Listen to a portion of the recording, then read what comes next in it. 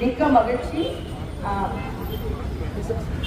பாரதிய ஜனதா கட்சியும் எந்த வேறுபாடும் இல்லாமல் கிறிஸ்துமஸ் விழாக்களை நாங்கள் கொண்டாடுவோம்.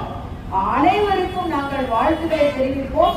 எங்களது வாழ்த்துக்கள் காமனான வாழ்த்துக்கள், கம்யூனலான வாழ்த்துக்கள் கிடையாது என்பதை நாங்கள் தெரிவித்துக் கொள்கிறோம்.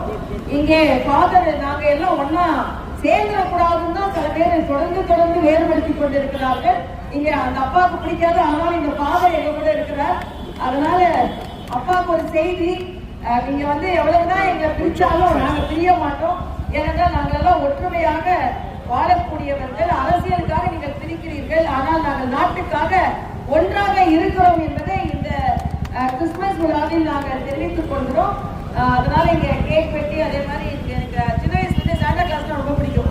நாங்கள் ராயபுரத்தில் இருக்கும்போது நைட்டு 1 மணிக்கு கிறிஸ்துமஸ் தாத்தா வராங்கன்னு பார்த்துக்கிட்டே இருப்போம். அதனால கிறிஸ்துமஸ் தாத்தா இங்க வந்திருக்கிறார்.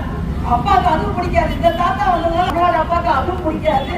ஏன்னா நாங்கள் நீங்க குடமுழுக்கு விழாவில் கலந்து கொண்டதுனால நாங்கள் கிறிஸ்துமஸ் விழாவில் கலந்து கொண்டோம். எல்லாவற்றிற்கும் மேலாக முதலமைச்சருக்கு ஒரு செய்தி, நீங்க ஒரு தீபாவளி விழா ஒரு கோயிலுக்கு வந்ததில்லை. ஆனால் இன்று காலை மரியாதைக்குரிய பாரத பிரதமர் அவர்கள் தேவாலயத்திற்கு சென்று காலையில கிறிஸ்துமஸ் பிரார்த்தனையில் கலந்து கொண்டிருக்கிறார். இதுதான் இதுதான் உண்மையான மதச்சார்பின்மை என்பதை நாட்டு மக்களுக்கு சொல்லி, குறிப்பாக தமிழ்நாடு மக்களுக்கு சொல்லி நாங்கள் இங்கு கேக் வெட்டி கொண்டாடுகிறோம். மரியாதைக்குரிய வாஜ்பாய் அவர்களின் 100வது ஆண்டு விழா உண்மையான மதச்சார்பின்மைக்கும், அது மட்டும் இல்ல ஒரு கூட்டணி ஆட்சியை எப்படி நடத்த முடியும் என்பதை உதாரணமாக நடத்தி காண்பித்தவர் மரியாதைக்குரிய வாஜ்பாய் அவர்கள். அது மட்டும் இல்ல, இன்னைக்கு எங்களை வேற்றுமையாளர்கள், நீங்களாம் மதச்சார்பானவர்கள் சொல்லிக் கொண்டிருக்கோம். திராவிட முன்னேற்ற கழகமும் வாஜ்பாய் அவர்கள் அரசவையில் வீற்றிருந்தார்கள் என்பதையும் இங்கே நான் பதிவு செய்கிறேன்.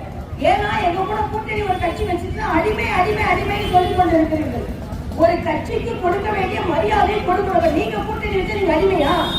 ஆக ஒரு அரசியலில் ஒரு நாகரிகத்தை கூட இவங்க கடைபிடிக்காமல் இருக்கிறார்கள். குறிப்பாக உதயநிதி அவர்கள் சொல்றாங்க, புதிய அடிமையா பழைய அடிமையா? யாரு? நீங்க தான் அடிமையா இருந்து கொண்டிருக்கிறீர்கள்.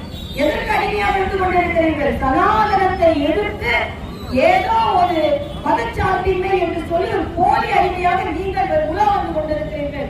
இனிமேல் எங்களை பிரித்து வைத்து நீங்கள் அரசியல் செய்ய முடியாது.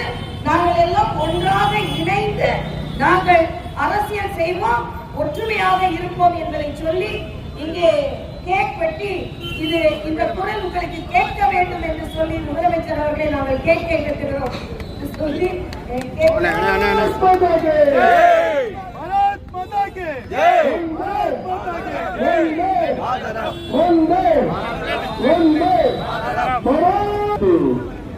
புகழேந்தி சார்